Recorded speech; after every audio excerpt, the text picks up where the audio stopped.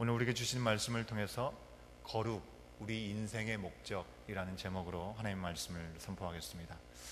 오늘 말씀은요, 어제 말씀에 이어서 사도 베드로가 산소망을 가진 이들의 새로운 삶에 대한 교훈을 주고 있는 내용으로 우리가 볼 수 있습니다.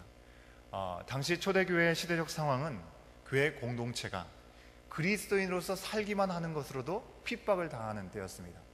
그리스도인이라는 이유만으로 어려움을 당할 수밖에 없는 때였다고 하는 것입니다.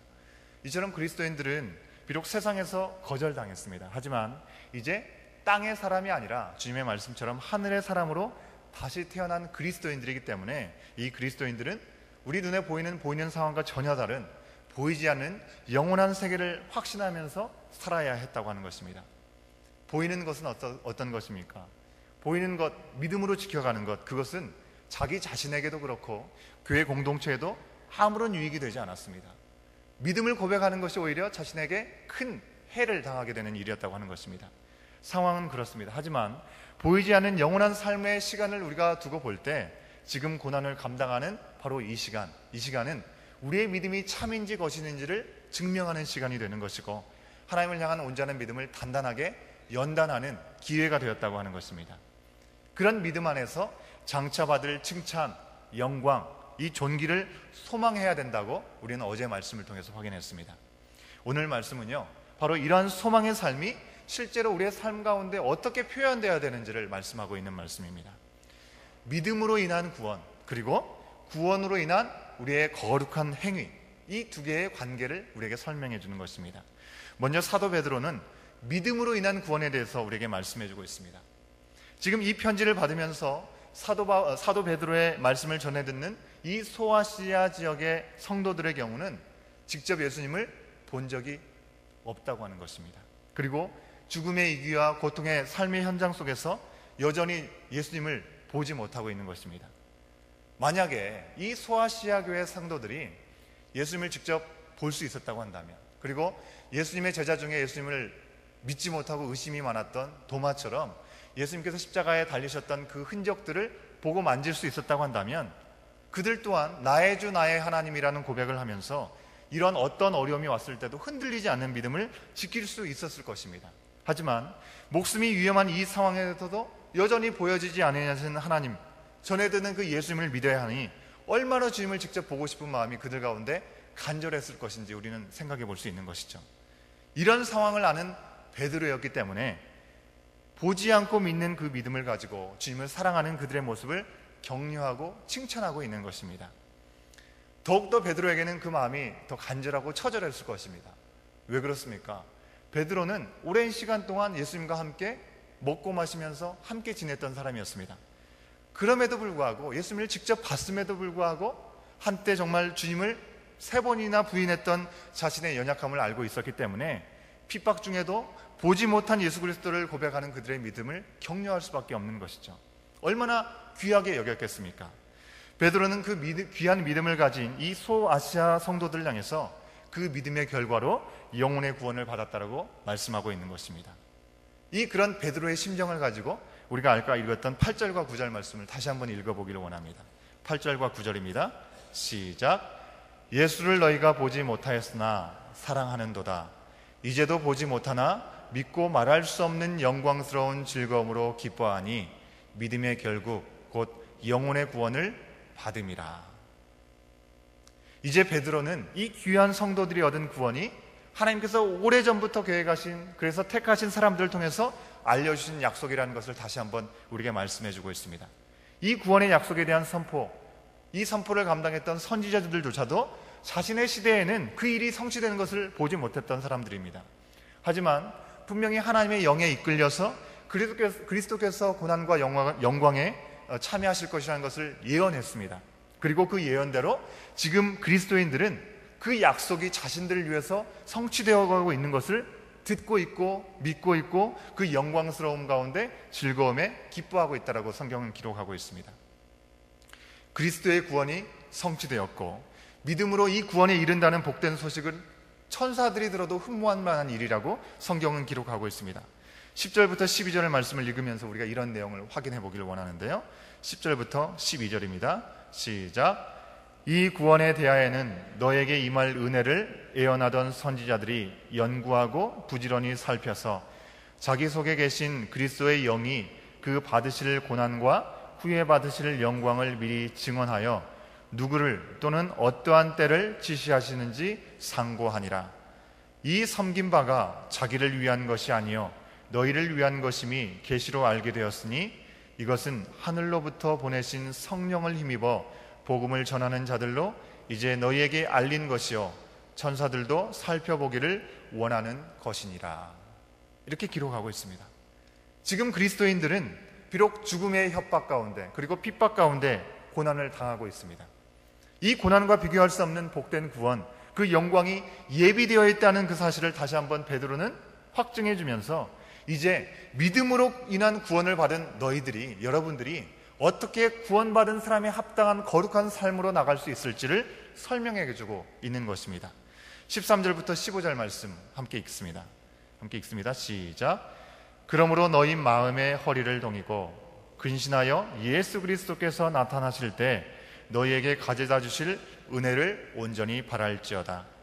너희가 순종하는 자식처럼 전에 알지 못할 때 따르던 너희 사욕을 본받지 말고 오직 너희를 부르신 거룩한 이처럼 너희도 모든 행실에 거룩한 자가 되라. 믿음을 통해 구원받았다면 이 구원을 받은 사람들의 삶은 당연히 달라져야 되는 것입니다. 그것을 베드로가 이야기하고 있는 것입니다. 그런데 이 일의 증인, 살아있는 증인이 누구입니까? 이 말씀을 기록하고 있고 권면하고 있는 베드로 아니겠습니까? 그는 한때 예수님께서 체포되어 신문당하는 그 상황 속에서 자신이 예수님과 함께하던 자로 있었던 것을 부인하고 하나님을, 예수 그리스도를 외면했던 자였습니다.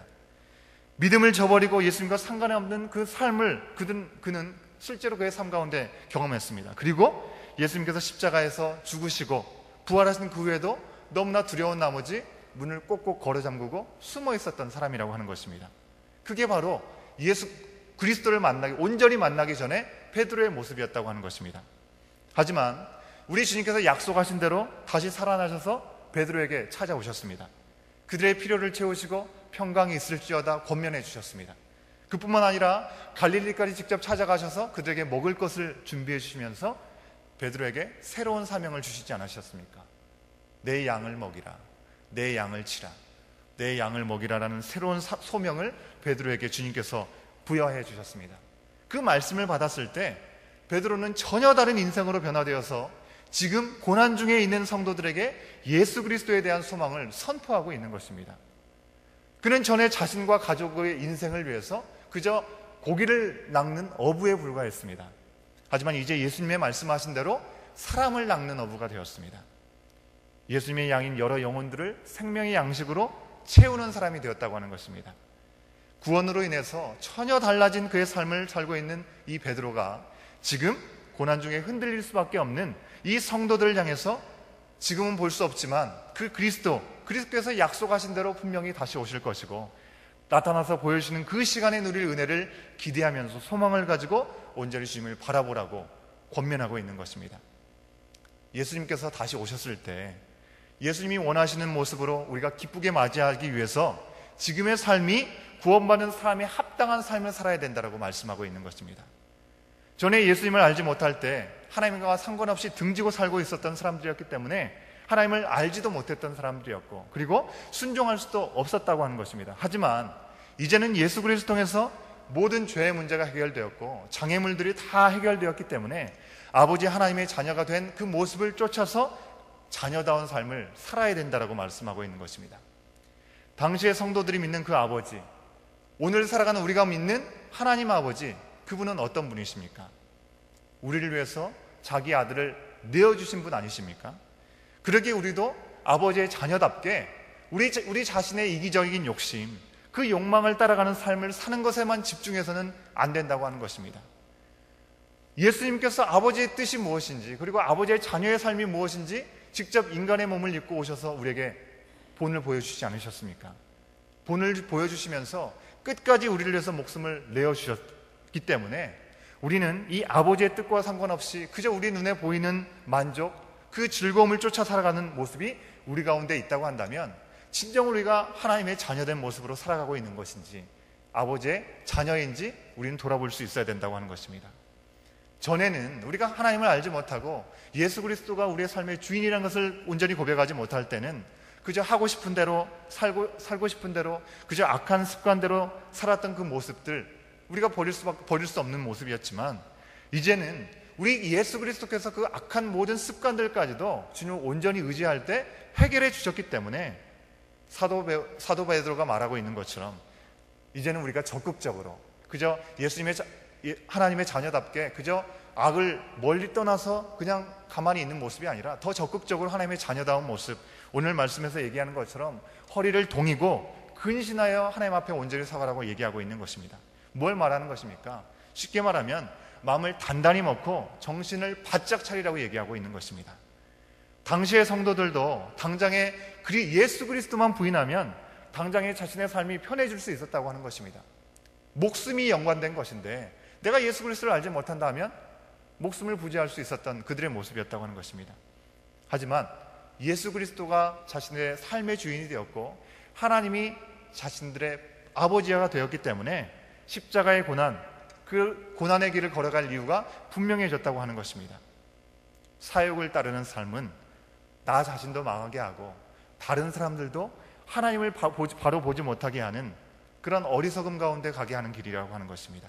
하지만 하나님의 말씀 가운데 고난의 길을 걸어가는 것은, 자녀다운 삶을 온전히 취해서 살아가는 길은 내가 살 뿐만 아니라 다른 사람들까지도, 아직까지 하나님을 알지 못하는 사람들까지도 하나님의 뜻이 무엇인지 보여주는 삶이고 축복의 통로가 되는 삶이라고 하는 것입니다.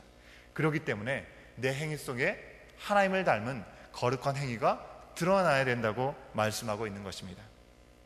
이것은요, 하나님께서 구원할 때의 마음이 다르고 구원해 주신 마음이 달라지신 것이 절대로 아니라는 것을 우리는 기억할 수 있어야 되는 것입니다. 구원해 주실 때 그저 너희가 믿기만 하면 구원받을 것이다, 모든 것을 다 허락해 주시는 것 같은데, 구원해 주시고 나서는 뭔가 새롭게 우리에게는 부담을 주고 뭔가 새로운 것을 요구하는 것처럼 착각하는 경우가 참 많다고 하는 것입니다. 하지만 하나님께서 원래 우리를 구원하시기 위해서 우리를 불러주실 때 그 목적이 아버지 당신처럼 우리를 거룩하게 하시기 위해서 우리를 불러주셨다고 하는 사실을 우리는 잊어서는 안 된다고 하는 것입니다. 거룩함이라고 하는 것은요, 갑자기 우리 가운데 더해주신 의무가 아니라 우리 인생을 향한 하나님의 목적이라고 하는 것입니다. 가끔 어떤 분들이 교회 다니고 예수 믿으려면 하지 말아야 될 것도 너무나 많고 해야 될 것이 너무나 많아서 아예 교회 가지 않는다. 교회를 나오시는 분들 가운데서도 더 열심히 나오지 않는 이유가 바로 거기에 있다라고 아주 담대하게 얘기하시는 분들이 있음을 간혹 보게 됩니다. 사실 뭘 해야지 구원받는다는 것 잘못된 생각입니다. 그러나 구원받은 후에 주신 은혜 가운데 정말 우리가 아버지처럼 살기 위해서 하지 말아야 될 것, 그리고 반드시 해야 될 것이 있는 것은 분명한 사실입니다. 그러나 이것이 우리의 인생의 짐이 아니라 우리 인생이 더 이상 죄의 노예로 살게 하시지 않기 위해서 참된 자유를 누리게 하시는 하나님의 새로운 삶의 방법이라는 것을 우리는 기억할 수 있어야 되는 것이죠. 하나님의 거룩함을 따라 사는 삶은 보기에는 힘들어 보일지 모릅니다. 하지만 세상이 알 수 없는 평화가 그 가운데 있고 샘솟는 정말 샘물 같은 기쁨이 그 가운데 있다고 하는 것입니다. 그것은 맛본 사람이 알 수 있는 것이죠. 우리가 예전에 많이 부르던 찬양처럼 내게 강 같은 평화 넘치고 샘솟는 기쁨 넘치는 삶이 예수 그리스도를 따르는 하나님의 거룩하심을 따라 살아가는 삶 가운데 주어지는 큰 은혜라고 하는 것입니다. 아버지를 닮은 거룩한 삶, 내가 내키는 대로 살지 않는 그 삶이 우리의 인생의 목적이었다는 것은 이미 구약 성경부터 우리 가운데 계속해서 증언해 왔다는 말씀인 것을 우리는 16절 말씀 속에서 확인할 수 있는 것입니다. 16절 말씀 함께 읽습니다. 시작. 기록되었을 때 내가 거룩하니 너희도 거룩할지어다 하셨느니라. 기록되었을 때 어디에 기록되었다는 것입니까? 구약 성경 레위기서에 기록된 말씀이라는 것입니다. 레위기서의 주제인 말씀처럼 19장 2절에 나오고 있는 이 말씀, 내가 거룩하니 너희도 거룩하라는 말씀, 이건 하나님께서 이스라엘 백성을 거룩한 자녀로 자기의 백성으로 삼으시기 위해서 불러내셨던 말씀입니다. 이집트에서 건진받아서 약속의 땅으로 가는 그들을 향해서 힘든 광야의 40년 여정 속에서 끊임없이 하나님께서 요구하셨던 것은 거룩함을 요구하셨다고 하는 것입니다. 죄와 세상에서 건져서 이제 약속의 나라로 가는 우리들도 이 믿음에 살기 힘든, 참으로 힘든 이 땅에서 아버지의 거룩함을 본받아야 된다라고 오늘 말씀 우리에게 권면하고 있는 것입니다. 구원은 우리가 믿음으로 얻었습니다. 하지만 구원받은 아들처럼, 이들처럼 살지 못한다면 하나님께서는 그냥 못 본 척 하시지 않고 지나가시지 않는다는 것입니다. 17절 말씀 우리가 함께 보겠습니다. 17절 말씀입니다. 시작. 외모로 보시지 않고 각 사람의 행위대로 심판하시는 이를 너희가 아버지라 부른즉 너희가 나그네로 있을 때를 두려움으로 지내라. 구원을 주신 하나님께서 이미 죄를 이기셨습니다. 우리에게도 그 권세로 함께하여 주십니다. 아버지대로 거룩하게 살도록 모든 능력을 주시고 지혜를 주시고, 그뿐만 아니라 성령께서 애프터 서비스를 지금도 하고 계시지 않습니까? 매 순간 우리와 동행하시면서 우리의 필요를 채워주고 계십니다. 그런데 우리가 이것을 거절하고 그저 우리의 마음에 내키는 대로 산다면 영원한 날에 우리가 들어갈 텐데, 영원한 날에 들어갈 때 아버지 앞에서 얼마나 부끄러울지 우리는 생각해 볼 수 있어야 된다는 것입니다. 이제 우리는 은혜를 받은 사람답게 우리를 거룩한 자녀로 삼기 원하시는 그 하나님의 목적에 따라서 살아갈 수 있어야 되는 것입니다. 우리 교회 어떤 권사님께서 교회 학교에서 늘 농담처럼 하시는 아이들에게 말하는 것처럼 니네 아버지 이름 뭐니? 라고 얘기하는 그 말처럼, 바로 우리가 언제나 누구 앞에서나 우리 아버지는 하나님 아버지라고 자신 있게 말할 수 있도록 우리 아버지의 마음으로 사랑하고 섬기고 내 것도 내어줄 수 있으면서 그의 의를 구하고 따르는 그런 삶이 우리 가운데 있어야 된다고 하는 것입니다. 그 모습이 바로 우리가 하나님의 자녀된 증거의 행위의 거룩한 모습이 될 수 있기 때문에 그렇습니다. 오늘도 우리에게 주신 이 말씀을 통해서 믿음으로 얻은 그 구원 안에서 우리가 하나님의 자녀다운 모습, 하나님을 닮아가는 모습이 어떤 모습이 될 수 있는 것인지, 주님께서 거룩하신데 그 거룩하심을 따라 살기 위해서 우리에게 구체적으로 요구하시는 성령님의 음성이 무엇인지 귀 기울이면서 영적인 시름 가운데 온전히 오늘도 하나님과 동행하며 그 주님의 자녀됨을 조금씩 한 걸음 한 걸음씩 채워나갈 수 있는 저와 여러분 우리의 삶이 될 수 있기를 간절히 소원합니다. 함께 기도하시겠습니다. 우리를 사랑하시고 우리를 거룩하게 하시려고 부르신 아버지 하나님, 우리가 때로 아버지의 자녀답게 생활하지 못하고 구원받은 은혜의 아들, 딸답지 않게 살아온 그 모든 순간들이 있었음을 돌아봅니다. 용서하여 주시고 오늘 주신 말씀 앞에서 우리가 받은 구원의 그 은혜를 돌아보면서 그 은혜에 합당한 자녀의 삶을 살아갈 수 있도록 우리가 마음의 허리를 동이고 근신하여 깨어있을 수 있도록 주여 인도하여 주시옵소서. 하나님의 불꽃 같은 눈동자는 우리를 보호하시기도 하시지만 우리가 아버지의 거룩함으로 살아가는지 살아가지 않는지 보신다는 그 사실을 우리가 잊지 않게 하여 주시고, 오늘도 매 순간 세상의 한가운데서 정말 아버지처럼 구별된 삶을 살아갈 수 있도록 주여 인도하여 주시옵소서. 나의 힘, 나의 능으로 되지 않지만 오직 성령께서 함께 하시면 거룩한 삶을 살 수 있게 될 줄로 믿습니다.